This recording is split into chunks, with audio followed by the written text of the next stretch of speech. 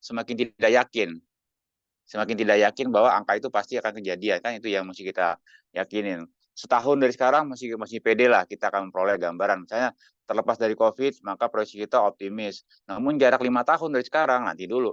Kita sudah nggak tahu lagi dinamika yang terjadi di luar sana begitu hebatnya, begitu tidak. Mana kita menduga bahwa Iran sudah ikut campur perang lawan Israel. Kita pikir cuma berhenti antara Israel dan Hamas. Belum apa sudah kejadian. Kita nggak menduga bahwa Rusia sama Ukraina berkepanjangan orangnya. Saya kira cuma sebentar. Sekali gebuk selesai. Ternyata tidak, berkepanjangan. Ketika pihak asing sudah pada mulai ikut campur, lebih ramai lagi kan gitu ya. Jadi betapa kita membangun sebuah skenario-skenario baru lagi terkait dengan perkembangan terkini yang terjadi. If andai kata Israel nggak membalas, apalagi yang terjadi. Kalau jadi membalas, lain lagi cerita kita kan begitu. Jadi begitu begitu dinamisnya angka-angka proyeksinya, makanya nggak heran bisa jadi terpaksa setiap tahun mesti direkonsider lagi angka ini masih mencerminkan angka sesungguhnya atau dengan berat hati kita mesti akui kayaknya terlalu optimis nih. Harga BBM yang kita pikir dipatok pada harga sekian per barrel ternyata hancur berantakan. Anggaran APBN kita nggak nyampe untuk melakukan subsidi seperti itu kan kira-kira gitu. Jadi kita akan melakukan sejumlah simulasi-simulasi lebih lebih jauh lagi karena mengingat begitu dinamisnya. Contoh lagi IKN katakanlah dengan adanya pemindahan ibu kota negara ke IKN sana tentunya akan ada sejumlah apa namanya asumsi yang mesti direvisi terkait dengan kelayakan ini tadi gitu kan kelayakan daripada suatu rencana proyek kan kira-kira begitu. Jadi kita bayangkan tadinya kita sudah membuat sebuah kereta api cepat antara Jakarta sampai ke Bandung, apakah akan terus sampai Surabaya? Nanti kita lihat kembali. Karena ibu kota sudah berpindah ke Kalimantan kan kira-kira begitu. Jadi kita akan lihat betapa dinamisnya angka-angka proyeksi yang kita hasilkan. Saya kira itu. Makanya itu perlunya semacam probability untuk melihat semakin pesimis kita. Bukan nggak boleh kita apa namanya optimis, tapi juga jangan sampai terlalu percaya diri, terlalu optimis yang membuat kita malah jadi gegabah dalam mengambil suatu proyeksi hitung-hitungan kita. Saya kira gitu. Lanjut deh. Baik, lanjut. Yang ketiga, kita akan bahas tentang forecasting risk. Jadi, kunci utama dalam discounted cash flow itu, adalah proyeksi arus kas, untuk masa depan gitu. Jadi jika proyeksi tersebut sangat keliru, maka kita akan memiliki sistem klasik GIGO. Apa itu?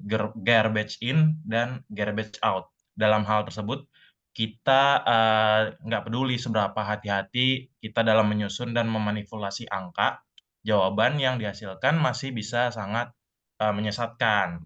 Nah, ini adalah bahaya dalam menggunakan teknik seperti discounted cash flow.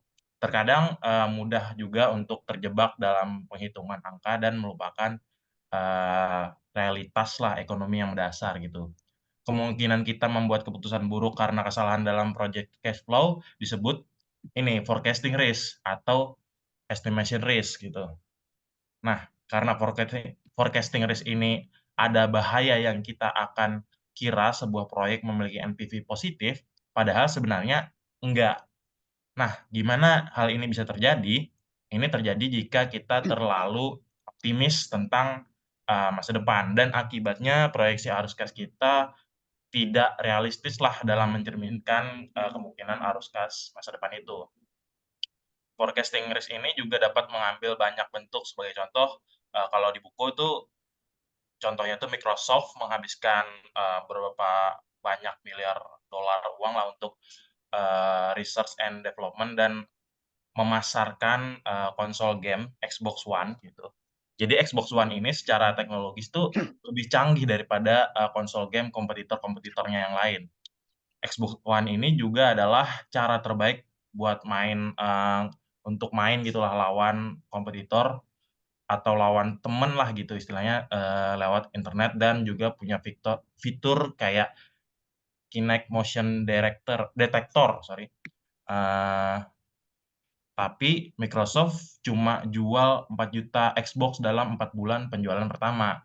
Yang mana ini berada di titik terendah dari penjualan yang diharapkan oleh Microsoft. Oleh karena itu, Microsoft dan jauh lebih sedikit dari penjualan PS4, yaitu kompetitornya sebesar 6,6 juta unit dalam 4 bulan pertama. Mengingat Xbox saat itu argumennya adalah konsol game yang terbaik, yang tersedia, kenapa bisa nih nggak terjual lebih banyak daripada PS4? Salah satu alasan utamanya yang diberikan oleh analisis di buku ini adalah Xbox ini lebih mahal $100 daripada PS4. Nah, jadi so far kita belum secara eksplisit lah mempertimbangkan apa yang harus dilakukan mengenai kemungkinan kesalahan dalam proyeksi kita ini. Jadi salah satu tujuan kita, di pembahasan ini adalah mengembangin nih beberapa alat yang berguna dalam mengidentifikasi area di mana kesalahan potensial yang ada dan di mana kemungkinan terkhusus yang menjadi kerugian dalam satu bentuk lainnya dalam satu bentuk atau lainnya. Kita akan mencoba menilai ekonomi reasonableness dari perkiraan kita. Artinya bahwa betapa daya beli masyarakat atau konsumen ternyata juga jadi kunci yang tidak main-main ketika kita terlalu pede bahwa pasti laku terjual. Buktinya nggak mudah untuk melepas harga setinggi itu, kecuali kalau mereka akhirnya bersedia menurunkan harga jualnya katakanlah $50 lebih rendah daripada yang dipatok kan gitu ya. Tapi kalau mereka sudah terlalu terlalu pede, terlalu tinggi dia taruh harga, ya akibatnya ya mereka menderita kerugian, sementara lawannya berpikir simpel, kita nggak usah terlalu muluk-muluk, nggak usah terlalu canggih-canggih, yang penting harganya masuk kan gitu ya. Jadi betapa orang ini masih berpikir simpel bahwa dengan feature yang rada mirip, merek dagang di nomor 2 kan atau di nomor 3 kan, yang penting harganya masuk. Nah, itu ternyata mesti menjadi pertimbangan bagi Microsoft, karena kalau mereka tetap selalu ngotot yakin dengan pilihannya, ya sok aja sepanjang mereka memiliki modal yang cukup, tapi selalu ingat bahwa kegagalan ini semua berimplikasi serius kepada permodalan yang dihimpun oleh perusahaan terkait dengan proyek seperti ini. Apalagi kalau ternyata mesti pinjam gitu kan, dampaknya luar biasa. Cash flow-nya nggak masuk, sementara cash out-nya berupa bayar bunga beserta pokoknya harus dibayarkan kepada pemberi kredit. Berpikirlah seperti itu. Jadi mengapa butuh kehati-hatian luar biasa ketika kita memutuskan untuk go atau not go dengan proyek yang kita kita sedang analisis. Saya kira gitu. Lanjut. Baik, selanjutnya kita bahas tentang source of value. Boleh di-next?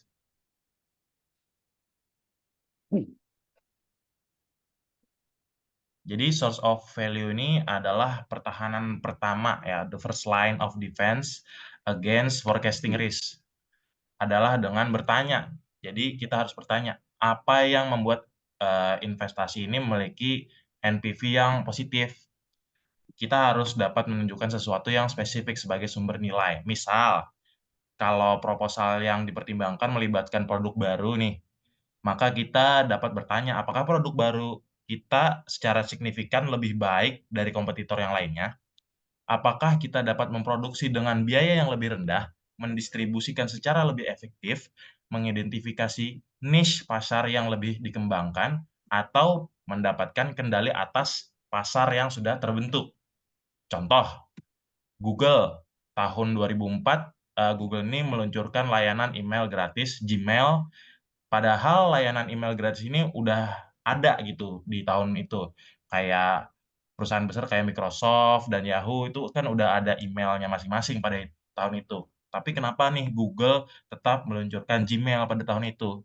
Jadi alasannya, karena Google mengklaim bahwa layanan Gmail ini terintegrasi dengan search engine-nya Google yang sudah terkenal dan hal ini memberikan keunggulan bagi Gmail ini tersendiri gitu. Selain itu, Google juga menawarkan email yang memungkinkan untuk memperluas pengiriman iklan berbasis kata kunci yang jauh lebih menguntungkan. Faktor penting lainnya juga tingkat persaingan di pasar. Prinsip dasar ekonominya adalah bahwa investasi dengan NPV positif akan jarang ditemukan dalam lingkungan yang sangat kompetitif. Penting juga untuk memikirkan potensi persaingan yang lainnya. Misalnya, di buku ini juga ngasih contoh retailer perbaikan rumah lah gitu. Itu, retailer ini mengidentifikasi area yang belum terlayani dan mempertimbangkan untuk buka cabang di wilayah itu. Jika cabang tersebut sukses, maka, yang terjadi adalah Home Depot atau pesaing lain kemungkinan besar juga akan coba untuk membuka cabang di wilayah tersebut sehingga menurunkan volume dan keuntungan. Jadi kita perlu selalu ingat juga bahwa kesuksesan, bisa menarik peniru atau pesaing juga gitu. Intinya, investasi dengan NPV positif mungkin tidak begitu umum dan jumlah proyek, dengan NPV positif hampir pasti terbatas untuk setiap perusahaan. Jika kita tidak dapat, menjelaskan dasar ekonomi yang, kokoh lah untuk berpikir sebelumnya bahwa kita telah menemukan sesuatu yang, lebih istimewa, maka jika kesimpulan bahwa proyek kita memiliki NPV positif harus dilihat dengan, agak sedikit kecurigaan lah gitu ya.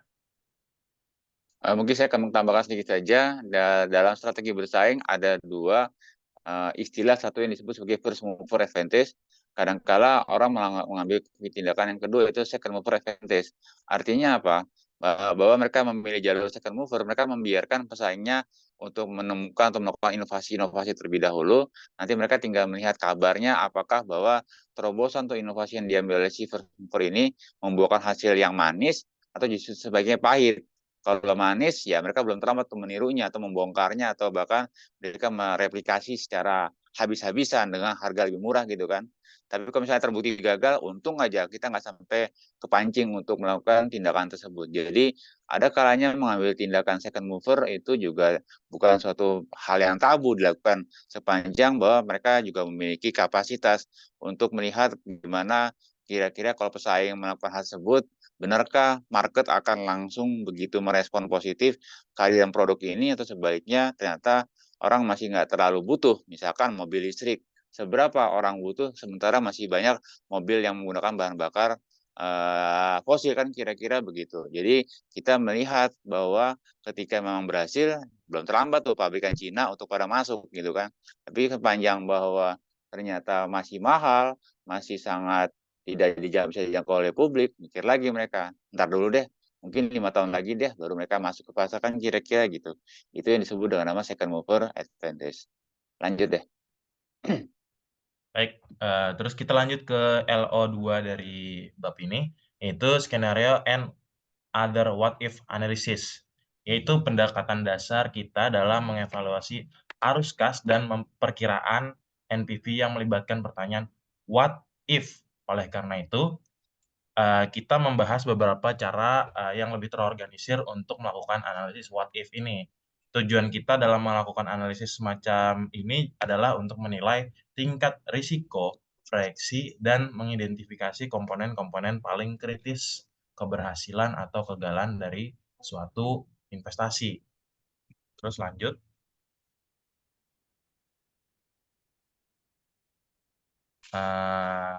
Nah, dari LO ini yang pertama kita getting started dulu.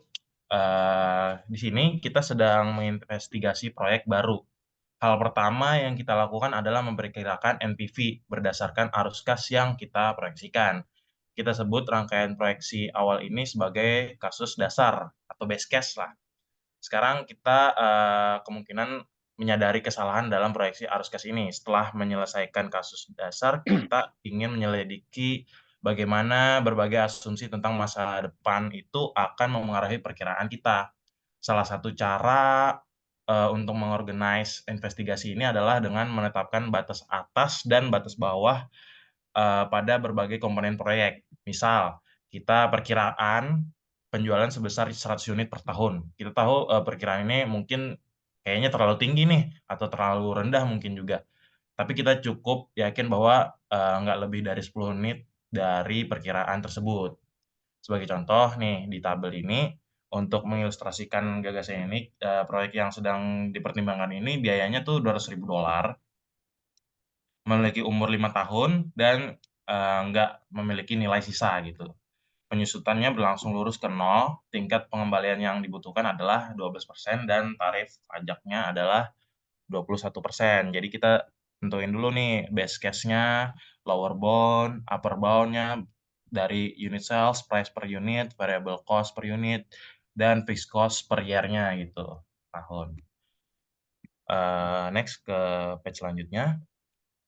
Nah, dari informasi tersebut, kita bisa kalkulasi ini best case NPV dengan mengkalkulasi net income-nya terlebih dahulu di tabel ini gitu. Jadi dapatnya sales kan dari tadi itu eh, unit sales dikali price per unit, terus juga variable cost dari unit sales dikali variable cost per unit, terus eh, selanjutnya kurang lebih seperti itu juga sama. Nah, di sini kita cari dulu operating cash flow-nya itu. Itu dari EBIT ditambah depreciation dikurangi tax. Itu dapatlah 63.700 per tahun. Dari 12% anuitas 5 tahun dari faktor anuitas 5 tahunnya itu dapat 36.048. Jadi base case NPV-nya itu adalah dari minus biaya itu $200.000 ditambah operating cash flow-nya itu 63.700 dikali 5 year annuity factor-nya itu 36.048, jadilah base case NPV-nya tuh $29.624. Jadi proyeknya ini masih so far kelihatan bagus lah gitu. Saya kira perlu dikoreksi deh bahwa annuity faktornya 3,6048 bukan 36,048. Kan jadi kegedean angkanya. Kalau Oh iya ya, sorry 63 memang harusnya adalah kan 3,6. 63.700 dikali 3,668 baru dikurangin 200.000 dapatnya kan positif 29.624 ya. Takutnya ke bawah terus sampai belakang, padahal jelas-jelas yang benar adalah annuity faktor sebagai pengalinya adalah 3,6048 gitu ya. Iya iya. Nah, Nanti tolong diperbaiki aja nih. Takutnya teman-teman pada bingung. oke oke baik Pak. Makasih Ya, Pak. lanjut. Lanjut, kita bahas skenario analisis. Jadi bentuk dasar dari analisis what if ini disebut analisis skenario. Yang kita lakukan adalah menyelidiki perubahan dalam perkiraan NPV kita yang timbul dari pertanyaan seperti gimana jika penjualan unit seharusnya diproyeksi sebanyak 5.500 daripada 6.000 misalnya. Nah, ketika kita mulai melihat skenario alternatif, kita mungkin menemukan bahwa sebagian besar skenario yang masuk akal menghasilkan NPV positif. Dalam hal ini, kita memiliki sedikit kepercayaan untuk melanjutkan proyek. Jika presentasi skenario yang buruk signifikan, tingkat forecasting risk tinggi, maka investigasi lebih lanjut untuk proyek ini tuh kita perlukan gitu. Kita bisa pertimbangin juga beberapa skenario yang mungkin. Nah, tempat yang baik untuk mulai adalah dengan skenario yang paling buruk. Ini akan memberitahu kita bahwa NPV minimum dari proyek tersebut. Jika ini ternyata positif, kita akan dalam keadaan yang baik gitu lah. Sementara itu kita akan melanjutkan dan menentukan ekstrim lainnya, yaitu kasus terbaik. Gitu. Ini menetapkan batas atas pada NPV kita untuk mendapatkan kasus terburuk. Kita memberikan nilai yang paling nggak menguntungkan untuk setiap item. Ini berarti nilai rendah untuk item seperti unit yang terjual dan harga per unit dan nilai tinggi untuk biayanya. Untuk proyek kita ini, nilai-nilai ini kita bisa lihat di tabel berikut ini. Untuk worst case-nya 5.500, untuk best case-nya 6.500 dari unit sales, kemudian price per unitnya itu untuk worst case-nya $75, best case-nya $85, variable cost per unitnya itu worst case-nya $62, terus best case-nya $58, terus fixed cost per year-nya untuk worst case itu $55.000 dan untuk best case-nya $45.000. Lanjut. Nah, dalam skenario terburuk, arus kas tetap positif nih, tapi NPV negatif karena tingkat pengembalian yang rendah. Skenario terbaik menawarkan tingkat pengembalian yang lebih tinggi seharusnya. Nah, mungkin istilah yang terbaik dan terburuk itu kurang enak lah gitu. Lebih baik kita pakai optimis dan pesimis di sini gitu sebagai gantinya. Contohnya termasuk produk yang sukses seperti smartphone atau eh, produk yang gagal seperti obat-obatan atau vaksin yang gagal produksi gitu misalnya. Terus beberapa perusahaan juga nggak menyelesaikan semua estimasi NPV ini. Misalnya boleh next page. Misalnya tuh di buku ini dikasih, boleh next page? Di buku ini dikasih contoh itu Almaden Minerals Ltd merilis informasi tentang proyek emas di British Columbia. Tuh. Nah, yang seperti yang kita lihat ini itu NPV-nya diproyeksikan sebesar 28,7 juta dolar dalam kasus dasar atau base case dan 67,9 juta dolar dalam base case-nya gitu. Cuman sayang banget sih sebenarnya Almaden ini nggak merilis analisis kasus terburuk gitu. Tapi kita harap perusahaan juga mempertimbangkan kemungkinan-kemungkinan ini. Seperti yang kita sebutkan juga, ada jumlah skenario yang nggak terbatas yang bisa kita periksa juga. Seenggaknya kita mungkin ingin menyelidiki 2 kasus perantara dengan mengambil titik tengahnya lah, antara jumlah dasar atau base case dan ekstrimnya. Ini akan memberi kita 5 skenario secara keseluruhan termasuk base case-nya. Lebih dari titik ini sulit untuk mengetahui kapan harus berhenti ketika kita menghasilkan semakin banyak kemungkinan. Kita juga beresiko untuk mengalami paralysis of analysis atau kesulitannya adalah bahwa nggak peduli nih berapa banyak skenario yang kita jalanin, yang bisa kita pelajari hanyalah kemungkinan beberapa baik dan beberapa buruk. Selain itu juga, kita nggak dapat panduan yang tentang apa yang harus dilakukan setelahnya. Terus analisis skenario juga berguna untuk memberi tahu kita apa yang bisa terjadi dan membantu kita mengukur potensi bencana atau kerugian, tapi itu nggak, memberitahu kita apakah harus mengambil sebuah proyek ini atau enggak gitu. Terus lanjut next page. Contoh lainnya adalah kalau di buku ini juga, ngambil contoh itu Bandara Berlin-Brandenburg dan pesawat Boeing 737 MAX yang dapat, nunjukin, skenario analisis ini. Nah, untuk Bandara Berlin itu perencanaannya dimulai pada tahun 1996 dengan target pembukaan pada tahun 2006.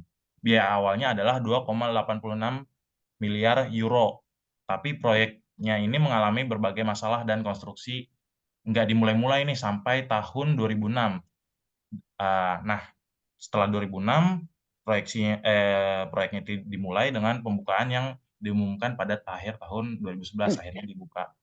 Nah, inspeksi pembukaannya pada tahun 2011 menemukan berbagai masalah dan, pembukaan akhirnya mundur lagi nih, dan pembukaannya akhirnya terjadi pada 31 Oktober 2020. Jadi harga akhir bandara pembangunan bandara ini tuh adalah menggelembung sampai 10,3 miliar euro, yaitu lebih dari 3,5 kali dari anggaran awal. Kasus yang Boeing 737 MAX itu, yang terlibat dalam 2 kecelakaan fatal dalam 5 bulan setelah diperkenalkan lah. Karena kecelakaan tersebut, otoritas penerbangan menghentikan operasi jet baru, pesawat ini. Terus pada kuartal kedua tahun 2019, Boeing menyatakan kerugian 4,9 miliar dolar untuk mengganti maskapai yang terpaksa membatalkan penerbangan. Southwest juga, negara bagian di Amerika yang dikenal dengan armada Boeing 737-nya juga kehilangan 175 juta dolar pendapatan pada kuartal kedua karena pembelian 737 MAX ini. Diperkirakan pesawat pertama yang mendarat di Bandara Brandenburg akan menjadi padahal Boeing 737 MAX ini. Next, yang ketiga kita akan bahas sensitivity analysis atau analisis sensitivitas, yaitu adalah variasi dari analisis skenario yang berguna dalam menemukan area di mana forecasting risk sangat parah. Ide dasar dari analisis sensitivitas ini adalah membekukan semua variabel kecuali satu dan kemudian melihat seberapa sensitif perkiraan NPV kita terhadap perubahan dalam variabel tersebut. Untuk mengilustrasikan bagaimana analisis sensitivitas ini bekerja, kita kembali lagi ke kasus dasar kita untuk setiap item kecuali penjualan unit gitu. Kita kemudian juga dapat menghitung arus kas dan NPV menggunakan angka penjualan unit terbesar dan terkecil. Nah, Di tabel ini kita lihat skenarionya yang pertama itu dari unit sales, cash flow, dan net present value itu yang dibekukan itu hampir semuanya. Terus untuk komparasinya juga kita freeze semuanya except fixed cost dan kita ulangi analisisnya lagi. Kita tambahin dengan fixed cost gitu. Next page. Yang jadi yang kita lihat di sini juga adalah bahwa dengan rentang kita, perkiraan NPV proyek ini lebih sensitif terhadap perubahan dalam penjualan unit yang diproyeksikan daripada perubahan dalam biaya tetap yang diproyeksikan. Bahkan dalam kasus terburuk untuk biaya tetap atau fixed cost, NPV masih positif. Hasil analisis sensitivitas kita untuk penjualan unit dapat diilustrasikan secara grafis di gambar ini. Di sini kita menempatkan NPV pada sumbu vertikal dan penjualannya itu di sumbu horizontalnya. Nah, ketika kita memplot kombinasi penjualan unit versus NPV, kita melihat bahwa semua kombinasi mungkin jatuh pada garis lurus dan semakin curam garis yang dihasilkan. Semakin besar sensitivitas perkiraan NPV terhadap perubahan dalam nilai yang diproyeksikan dari variabel yang sedang diselidiki. Analisis sensitivitas yang dapat menghasilkan hasil yang bervariasi tergantung pada asumsi kita. Karena analisis sensitivitas adalah bentuk dari analisis skenario. Jadi dia tuh menderita dari kerugian yang sama lah. Nah, analisis sensitivitas ini juga berguna untuk menunjukkan di mana forecasting error akan berdampak paling besar, tapi tidak memberitahu kita apa yang harus dilakukan tentang kemungkinan dari kesalahan tersebut. Untuk LO selanjutnya akan dilanjutkan oleh Kak Nas. Baik, terima kasih Zaid. Selamat malam Pak Eko dan teman-teman. Saya Nazria. Selanjutnya akan menjelaskan terkait break-even analysis. Boleh di next.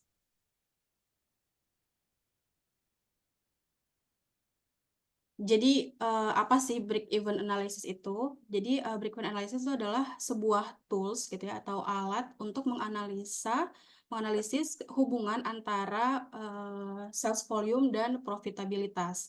Nah, ada 3 break-even analysis yang digunakan atau yang akan dibahas pada chapter ini. Yang pertama accounting break even, yang ketiga cash break even, dan yang kedua cash break even, dan yang ketiga adalah financial break even. Jadi kalau accounting break even ini kita menghitung sales level yang menghasilkan net income sama dengan 0 gitu. Kalau misalnya cash break even, kita menghitung sales level di mana menghasilkan zero OCF, dan yang financial break even sales level di mana NPV-nya sama dengan 0. Jadi pada intinya fokus break even analysis ini adalah untuk menghitung berapa gitu jumlah kuantitas barang atau sales volume agar terjadi break even point. Jadi nanti penghitungannya, kemudian apa keterkaitan atau relationship antar break even juga nanti akan dibahas pada LO ini. Next. Oke, namun sebelumnya, jadi ada dua jenis biaya yang penting gitu dalam analisis break even ini, yaitu variable dan fixed cost. Mungkin teman-teman juga udah nggak asing ya dengan variable dan fixed cost ini. Jadi untuk mencari total variable cost itu caranya adalah dengan mengkalikan quantity dengan variable cost per unitnya, atau dalam chapter ini kita menggunakan simbol Q dan V. Kemudian kalau untuk fixed cost kan dia sifatnya konstan ya, jadi dia tidak tergantung pada jumlah output. Kemudian besaran fixed cost ini juga untuk periode waktu tertentu gitu. Kalau variable cost itu contohnya raw material cost, kemudian kalau fixed cost itu bisa biaya sewa atau dan lain-lain. Nah, fixed cost ditambah variable cost ini akan menghasilkan total cost. Nah, untuk contoh simpelnya ini teman-teman bisa lihat. Jadi ketika kita punya variable cost sebesar $3 per unit, kemudian kita menghasilkan 6.000 unit, dan mengeluarkan fixed cost $8.000 per tahun, berapakah total cost-nya? Tinggal dikalikan aja 3 dikali 6.000, kemudian ditambah fixed cost-nya 8.000, sehingga total cost-nya sebesar 26.000. Boleh di next? Nah, selain fixed cost dan variable cost, ada juga average cost dan marginal cost. Jadi kalau average cost ini cara mencarinya, total cost yang tadi sudah kita hitung, kita bagi dengan total unit yang kita produksi gitu. Jadi kalau average cost ini dia akan semakin menurun ketika perusahaan lebih banyak memproduksi jumlah unitnya. Sedangkan marginal cost, dia adalah biaya yang dibutuhkan untuk menghasilkan satu lebih unit gitu. Nah, besarannya ini sama dengan variable cost per unit. Kemudian contoh simpelnya dari soal yang sebelumnya juga, kita menghitung variable cost dengan membagi total cost dibagi total unitnya itu 26.000 dibagi 6.000 menghasilkan biaya rata-rata sebesar 4,3. Jadi 4,3 ini adalah average cost yang dikeluarkan untuk menghasilkan satu unit produk. Sedangkan marginal cost-nya yaitu sama dengan variable cost per unit sebanyak $3. Boleh di next? Oke, selanjutnya kita masuk ke break-even analysis yang pertama, yaitu accounting break-even, yaitu kita menghitung sales level yang menghasilkan zero net income gitu ya. Jadi berapa sih jumlah unit yang diproduksi perusahaan untuk mendapatkan net income sama dengan 0. Nah, seperti yang teman-teman sudah tahu juga, rumus net income ini sama dengan sales dikurangi variable cost, kemudian dikurangi fixed cost, dikurangi depresiasi, kemudian dikali 1 min tax rate gitu ya, sama dengan 0 karena kita mau mencari jumlah quantity ketika NI-nya sama dengan 0. Kemudian di breakdown lagi sales-nya yaitu quantity dikali price, kemudian variable cost-nya variable cost dikali quantity, kemudian dikurangi fixed cost, dikurangi depresiasi sama dengan 0, kemudian akan didapatkan rumus quantity break even-nya sama dengan fixed cost ditambah depresiasi dibagi price per unit dikurangi variable cost per unit. Next kita ke contoh soalnya. Oke, jadi contoh soalnya di sini ada new product yang membutuhkan initial investment sebanyak $5 juta, kemudian akan didepresiasi dengan salvage value-nya 0 selama 5 tahun, kemudian harga barangnya sebesar 25.000, variable cost per unit 15.000, dan fixed cost-nya sebesar $1 juta. Nah, berapakah accounting break even untuk project ini gitu ya. Yang pertama kita menghitung depresiasinya terlebih dahulu, yaitu initial cost-nya kita bagi 5 tahun, 5 juta dibagi 5 yaitu 1 juta per tahun. Nah, menggunakan rumus yang sudah saya jelaskan tadi, untuk mencari quantity break even-nya, fixed cost ditambah depresiasi dikurangi price per unit dikurangi variable cost per unit akan menghasilkan 200 unit. Jadi si 200 unit inilah jumlah produk gitu ya, jumlah produk yang dihasilkan perusahaan untuk mendapatkan NI sama dengan 0. Boleh di next.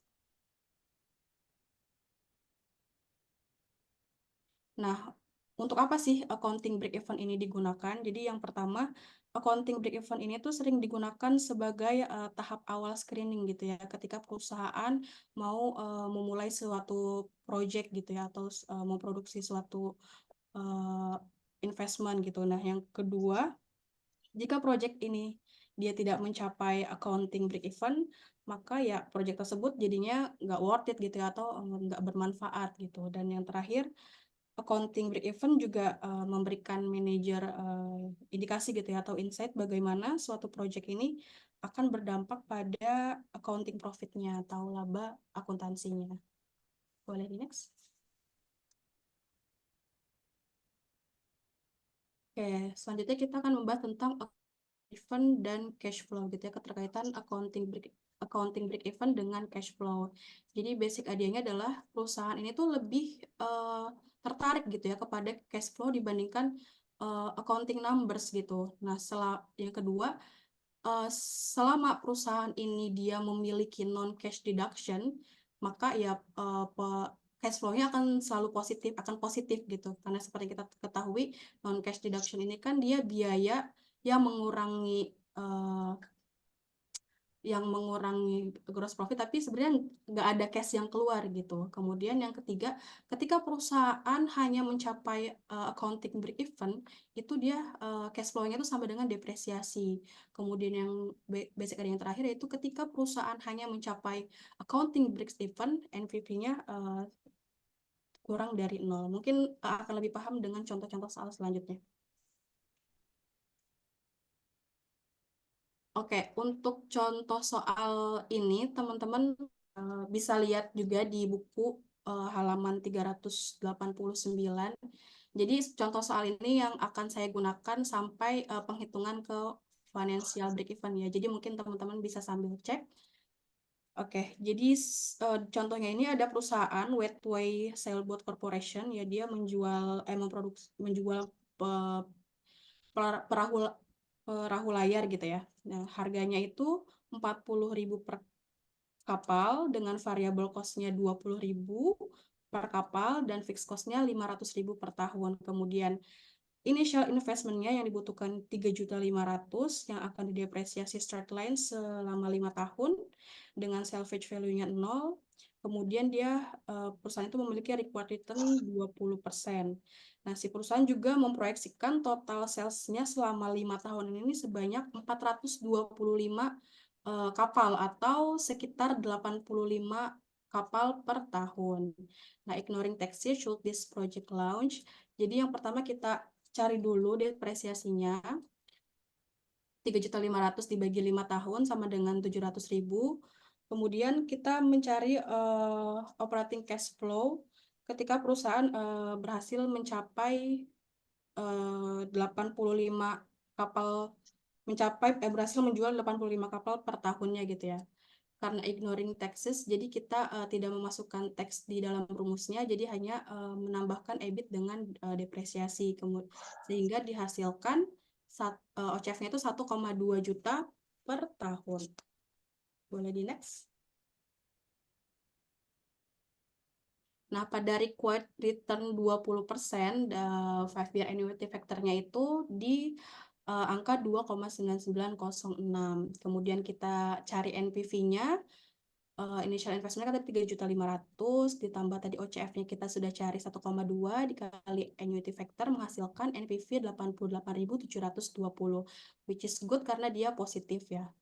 Nah, kemudian dari contoh soal tadi kita cari nih berapa break even-nya gitu ya dengan rumus yang sudah saya jelaskan juga, yaitu fixed cost ditambah depresiasi dikurangi price per unit dikurangi variable cost per unit dihasilkan 60 kapal per tahun. Nah, jadi si 60 kapal per tahunnya adalah jumlah ketika si perusahaan jumlah kapal yang menghasilkan net income itu sama dengan 0 gitu. Sedangkan kan tadi kita ketahui di soal itu dia projected boats per year-nya itu kan 85 ya. Jadi si break even-nya itu kan 25 kapal lebih rendah gitu ya dari projected-nya. Ya berarti kan kalau misalnya negatif 0-nya itu di 60 ya 85 si perusahaannya profit dong. Kemudian boleh next. Nah, yang ini selanjutnya keterkaitan sales volume dan operating cash flow. Contoh soalnya sama dengan yang sebelumnya. Jadi kita mencari relationship antara sales volume dengan OCF-nya gitu ya. Dengan menggunakan rumus break even, kita bisa cari OCF-nya. Seperti yang bisa teman-teman lihat, itu menghasilkan OCF sama dengan minus 500.000 ditambah 20.000 dikali Q. Jadi sebenarnya pada intinya adalah dari hasil penghitungan ini kan dia Q-nya masih berbentuk variabel ya. Jadi dari si hasil penghitungan itu kita bisa menentukan gitu. Kita bisa mencari kuantiti berapa sih yang akan menghasilkan OCF-nya 0 gitu, atau dengan kuantiti berapa sih yang akan menghasilkan OCF-nya itu positif gitu. Nanti di belakang ada grafiknya juga yang bisa menjelaskan keterkaitan si OCF dengan OCF dengan sales volume. Boleh di next. Nah, selanjutnya ini adalah penghitungan cash flow, accounting, dan financial break-even point ya, yang sudah saya jelaskan tadi. Jadi break-even analysis itu ada 3, accounting, cash, dan financial. Nah, menggunakan contoh soal yang sama. Yang pertama kita menghitung accounting break-even, yang tadi juga kita sudah hitung ya. Jadi accounting break-even dari project ini adalah 60 kapal per tahun. Selanjutnya,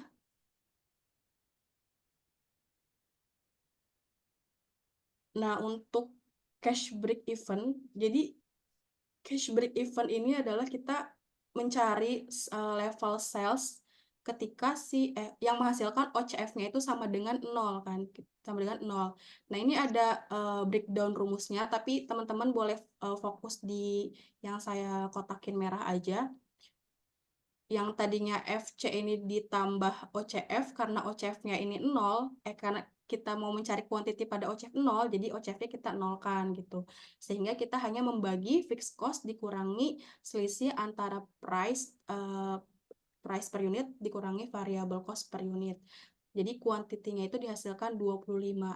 Nah, si 25 ini artinya si perusahaan itu harus memproduksi sebanyak 25 kapal untuk mengcover 500 fixed cost yang sudah dia keluarkan. Seperti itu. Nah, ini yang terakhir yaitu financial break-even, yaitu kita mencari level sales yang menghasilkan NPV-nya itu sama dengan 0 gitu ya. Nah, tadi juga kita sudah saya sebutkan juga annuity factor pada required return 20% selama 5 tahun itu ada 2,9906. Nah, dengan NPV 0 kita bisa mendapatkan OCF-nya itu sebesar 1,170. Ini kalau misalnya teman-teman bingung, saya menyesuaikan sama di buku juga, jadi 3 angka 0, 3 angka 5 itu dihilangin gitu ya, biar lebih simple. So, jadi OCF-nya $1.170. Jadi maksudnya dari sini adalah si perusahaan ini tuh dia membutuhkan operating cash flow sebesar ini loh gitu loh untuk mencapai break even setiap tahunnya gitu. Nah, kuantitinya berapa? Rumusnya masih sama seperti yang tadi, fixed cost ditambah OCF dikurangi price per unit dikurangi variable cost per unit dihasilkan 83,5 atau 84. Jadi artinya si Wetway ini harus menjual sekitar 84 bots per year gitu ya. Kalau misalnya teman-teman tadi ingat projected sales-nya per tahun itu kan 85. Nah, kalau di buku itu dia dijelaskan ada state 84 per tahun. Hasil 84 per tahun itu not good gitu. Kenapa? Karena kan projected-nya 85, sedangkan break even-nya itu kan 84. So, jadi selisihnya kan cuma 1 tuh. Jadi profit-nya tuh sangat-sangat kecil seperti itu. Kemudian next. Nah, ini ada relationship antara 3 break even tadi gitu ya. Nah, untuk yang pertama, karena si accounting break even itu dia bukan discounted gitu ya.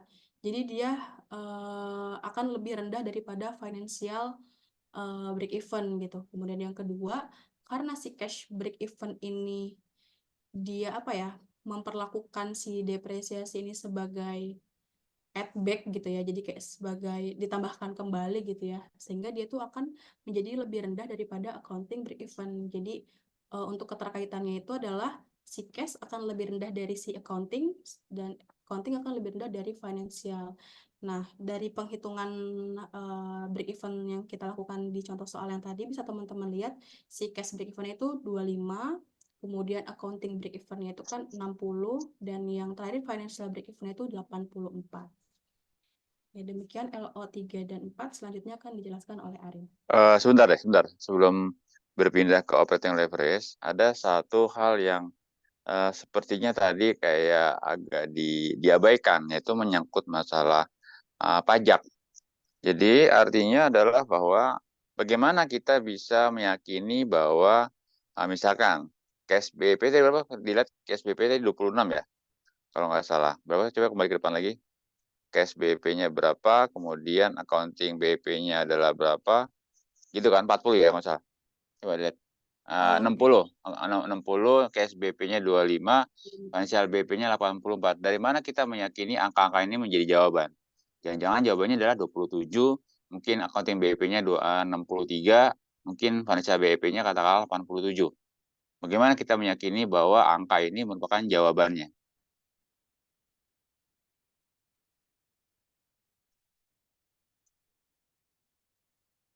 Karena dari tadi sepertinya ada hal yang terlewatkan, faktor pajaknya nih kayak diabaikan terus. Padahal makanya saya sarankan mungkin tim coba untuk bikin Excel-nya deh gitu ya.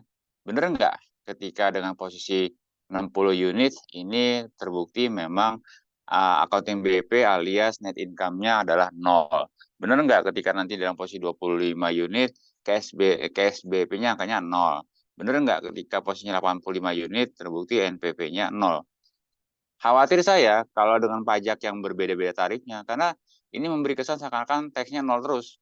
Jangan terlalu berharap kalian akan memperoleh soal-soal semudah itu. Ini kan kita perhatikan, ignoring tax. Ignoring tax membuat apa? Jadi digampangin ceritanya. Padahal begitu ada pajak, bukan tidak mungkin 1% saja pajaknya sudah merubah hitungan ini semua. Jadi saya cuma mengingetin, angkanya seakan-akan gara-gara di ignoring tax itu jadi seakan-akan gampang dapat angkanya. Cukup pakai angka yang seperti itu. Bikin tadi yang tadi disampaikan pakai yang kotak warna merah, coba di next slide tadi. Pakainya kotak warna merah gitu kan. Padahal saya menyarankan justru itu ada rumus yang di atasnya yang menjadi sangat-sangat pelik gitu kan. Itu rumus yang mesti kalian pakai untuk membuktikan dengan tax rate yang berbeda-beda, 1%, 2%, 5%, 10%, 20%, akibatnya akan berubah-ubah tuh nilai Q-nya. Cash BEP-nya akan berubah-ubah, pastilah. Kenapa? Karena input yang dimasukkan ke dalam rumus yang di atas tersebut akan mempengaruhi berapa Q cash BEP-nya kan. Dengan demikian nanti pada saat dibuktikan terbukti oh ternyata nggak 25 nih, bisa 26,7, mungkin bisa 28,1 dan seterusnya. Gara-gara apa? Gara-gara pakai pajak. Akibatnya butuh BEP yang lebih besar angkanya daripada 25. Saya cuma ngingetin aja, jadi justru jangan pakai angka yang dalam kotak merah karena itu angka hanya dipakai kalau ignoring tax.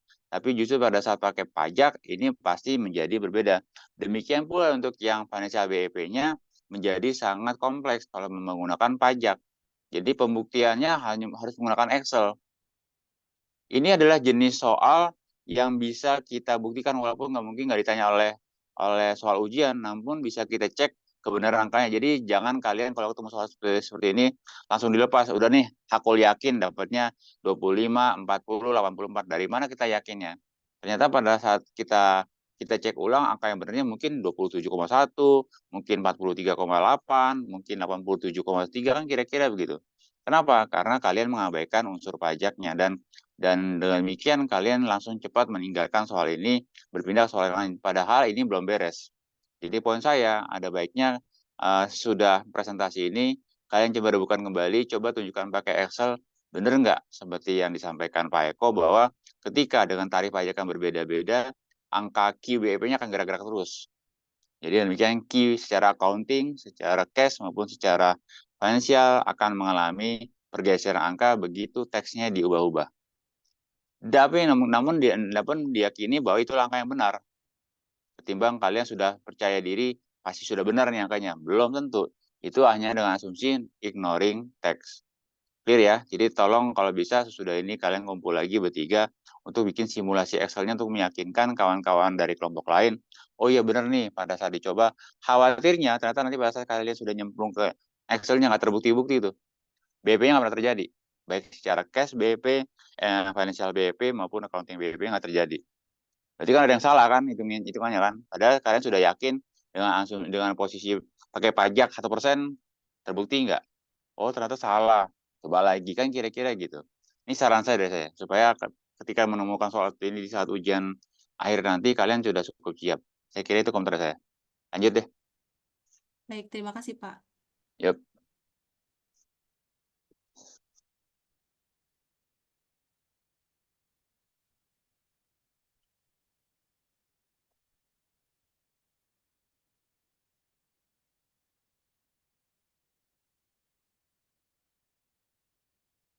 Oke, baik, kita akan memasuki materi berikutnya. Di sini ada operating leverage. Nah, di sini apa sih yang disebutkan dengan operating leverage? Jadi, operating leverage ini adalah the degree to which a firm or project relies on fixed cost. Jadi, artinya itu maksudnya sejauh mana sebuah proyek atau perusahaan ini terikat dengan biaya produksi tetap fixed cost. Nah, di sini operating leverage itu adalah hubungan antara si sales dan juga operating cash flow. Nah, degree ataupun ini degree of operating leverage, DOL, ini mengukur hubungan antara si variabilitasnya dan juga operating cash flow-nya, lalu juga fixed cost dan juga DOL-nya. Dan DOL ini menentukan sales level di mana akan kamu memulai usaha tersebut. Nah, untuk rumus DOL ini sama dengan 1 plus fixed cost per operating cash flow.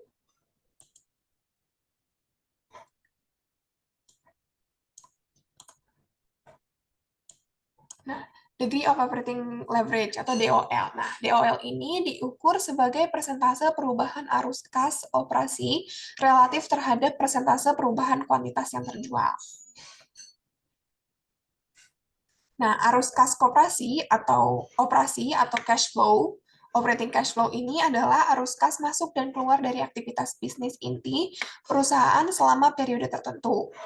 Lalu quantity atau kuantitas ini yang terjual adalah jumlah unit produk atau jasa yang terjual selama periode tertentu. Nah, kedua hal ini akan digunakan untuk mengukur DOL selain hitungan dari materi sebelumnya. Nah, jadi DOL ini dalam singkatnya itu kalau si fixed cost-nya semakin tinggi fixed cost, DOL-nya ini akan semakin rendah. Nah, maupun kebalikannya. Jadi kalau semakin rendah fixed cost, semakin tinggi DOL-nya.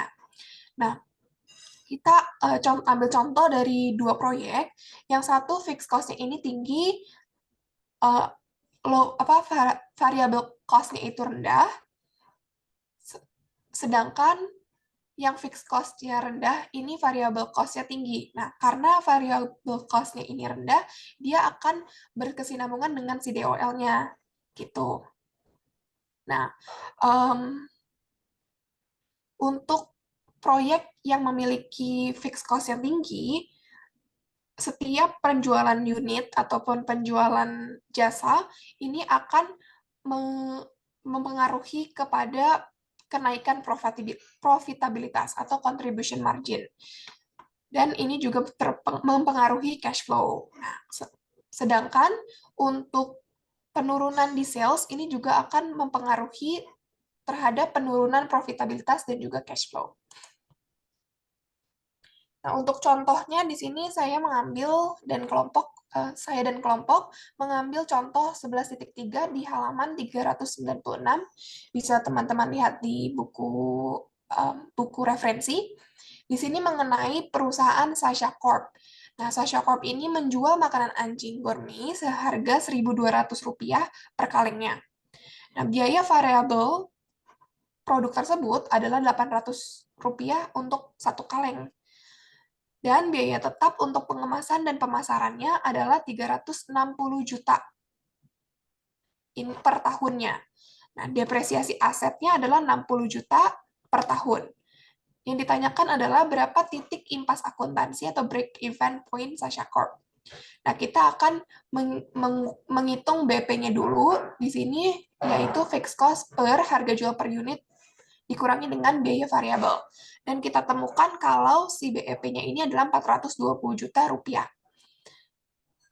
kita ketahui juga tadi untuk harga jual per unit dan juga harga variabel per unitnya adalah 1.200 dan juga 800. Maka BEP-nya ini 420 juta, maaf, tadi biaya tetap ya. Maka BEP-nya itu yaitu 420 juta per harga jual per unit dikurangi dengan variabel per unit. Jadi 420 juta dibagi dengan 1.200 dikurangi 800, sehingga kita dapatkan BEP-nya yaitu 1.050.000. Setelah kita ketahui hal tersebut, kita akan menghitung si DOL-nya. Nah, DOL ini tuh kan tadi kita udah dapatkan biaya tetap, yaitu 360 juta. Untuk biaya tetapnya 360 juta, untuk rumus DOL tadi di slide sebelumnya, yaitu 1 plus fixed cost per operational cash flow. Nah, sama dengan 1 plus 360.000 dibagi dengan 60.000. Sehingga kita dapatkan